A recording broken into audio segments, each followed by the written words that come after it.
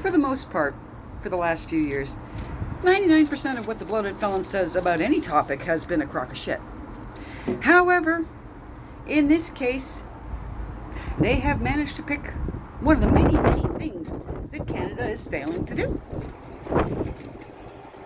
Forced labor claims. Now, in 1930, there was the Uyghur Forced Prevention Act and Tariff Act, and this was essentially so that if the labor being used isn't willing, you do not accept the products, because that's basically slavery. Canada has done practically no efforts to do anything about this.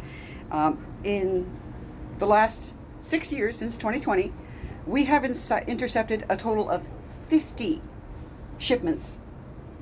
2 were found to have had forced labor, and 1 had frozen seafood that it shouldn't have. That's all we've done. Meanwhile, check this out. Well, it would appear the United States has done over 17,000 actions when it comes to this since 2020, which is basically, Canada's been spending most of the last 15, 20 years trying to speed up its decline so we could match the United States, but we don't, unless Polyev gets in power, we don't have anyone nearly as corrupt and stupid as the Blooded Felon in Canada. We got plenty of stupid in Canada, don't misunderstand me, but not quite to that degree, not where they're at the brink of having power.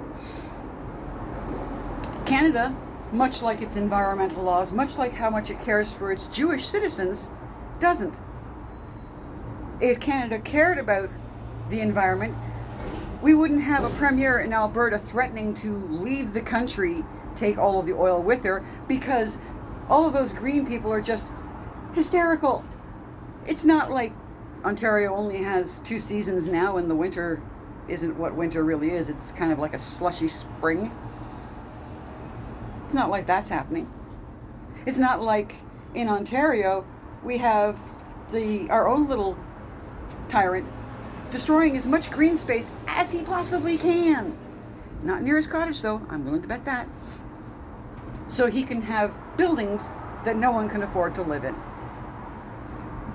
Canada has basically reneged on any issue of importance over the last 20, 25 years.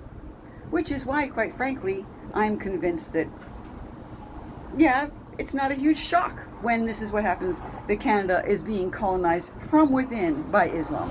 When you have this sort of lax security, guarantees, and we already know there are at least 800 people in the country that shouldn't be because their documents were false, but they're still here. Because Canada, what, you want to keep to this reputation that we're so polite?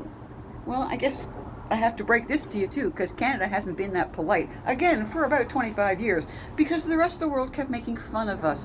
And if you think about anyone who is constantly being abused for a trait, eventually they stop having that trait. So you kept commenting about the Great White North. Well, we don't have a Great White North anymore. And polite Canadians.